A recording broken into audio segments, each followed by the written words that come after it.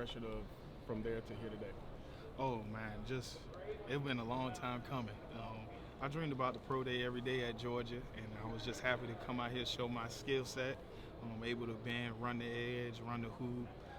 Really didn't touch any bags, but dipped on all of them. Just had a really good time out here with a bunch of guys like Chris Smith, so it was a good day. Did you run a 40 today? No, sir. Yeah, They need to, right? No. Indy stand speaks for itself, right? Yes, sir. No, I didn't do any 40s. And really just did field work today. I know I didn't do field work in Indianapolis, so I just wanted to do field work today, and that's about it. What did you personally want to show the scouts and team today? That I'm explosive, that I could bend at the edge, that I'm probably the most athletic outside linebacker that they've seen in a long time, and that's what I wanted to showcase today, that I could run and bend, I could be just like Von Miller. After you ran that 40 in Indy, what was going through your head? That I really wasn't running full speed, and that I got another race coming up that I could do. And then I talked on the phone and just told them that my hamstring didn't feel 100%. And they said, well, I don't think you should run it. You should save it off for pro day. How does your hamstring feel now? Amazing. So when you think about this process between now and the draft, how do you approach it? How do you handle your nerves, the anticipation? I just don't think about it. Like I say, it's written in stone. I let God deal with it after this. I did everything that I could do to just go out here, work full speed, and do all the interviews and just be myself. After the combine, I know probably hard for you not to see it, but everybody talking about, oh, Nolan's jumping up the draft boards. When you hear that kind of stuff, does it give you a little self-motivation that, hey, I am doing the right thing during this process? It gave me an extra chip just because, I shouldn't be jumping on people's draft boards. I should have been there. So it just gave me that extra chip that just keep going because people still doubting you, son. With you and Robert moving on to the NFL, what's sort of left for Georgia as this outside linebacker? Man, the Wolfpack will always be great. Don't ever ask me no question about the Wolfpack because one Wolf eat, we all eat. I think the outside linebacker room going to be amazing under Chaz. I tell Chaz, you the old man in the room now, so you got to get the boys fishing, get them doing the right thing on the weekends, be the old men that we are and make sure that we good as a team. Nolan, what about specifically Darius? What did he show you in his freshman year? Man, Darius, he reminded me so much of when I first came in and see Adam Anderson just running. And he run all day. He don't never get tired. He the first one, always in conditioning. And I told him when he first came to condition, I said, hey, man, little bro, you need to slow down. You know how you want him in condition, like, we're going to have a lot. And he was like, no, I'm good. I said, okay.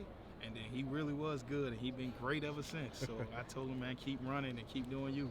Nolan, when you field questions from teams about Jalen Carter, how do you describe him as a teammate? Man, the best teammate I ever been around, and a misunderstood person, really, just because he don't talk to people, and I just know, like, me and JC got that special connection just from on the field, him being the 2 out, him having to go to the 3, and I just look at JC and be like, he just understand football, like he nod back or he just do things in his own way. And, I got a left-handed brother that's just like that, so I guess that's why I understand him. Left-handed people do things in their own way, and you got to take their time with them. So I just love JC, and that's probably I wouldn't even say, no offense against JD, but that's probably the best D tackle I've been around. How do you think that he's handled the off-the-field situation that he's involved in? I think he handled the off-field situation amazing just because of how it went. Like, we had to combine focusing on trying to put our best foot forward, and that happens, and then he took care of that and then came back to the combine and still handled his business and still was professional.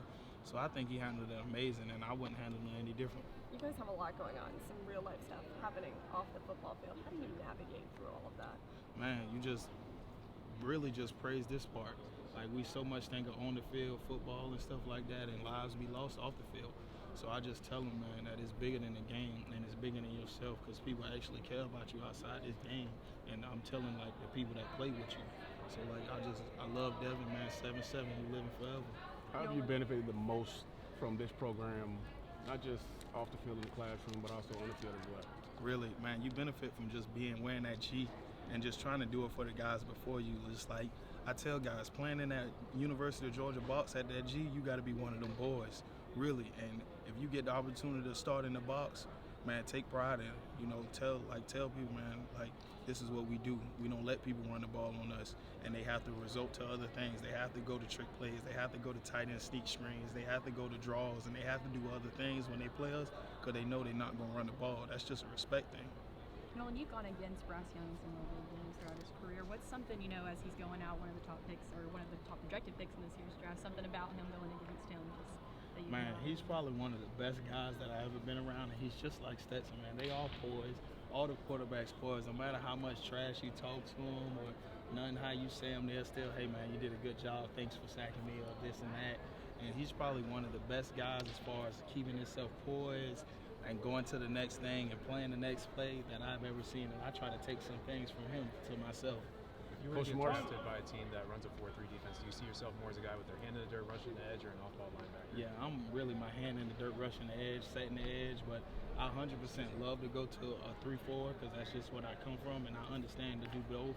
But, at Georgia, we play 4-3, we play 3-4 most of the time, so we do it all here. That's another thing about being at this great program, that you're able to see my skill set at a 4-3 and a 3-4. Speaking of this great program, Coach Smart said that you told him you're going to come and be the head coach one day. Yeah, I told Coach Smart I'm coming for his job, and I'm 100% try to run it better than he did. We're going to go do some 4-peats and try to do some 5-peats.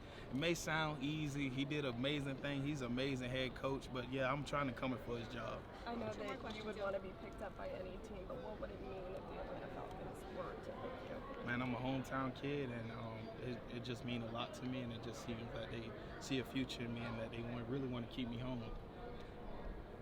Hear your name on draft day, what would that mean? Man, it'll make me just know that all my work that I have for it is still there, and that my dreams I have a chance to just capture them really. And I still get choked up or worked up thinking about that just because I just know my grandma, she gonna be crying, my Granny.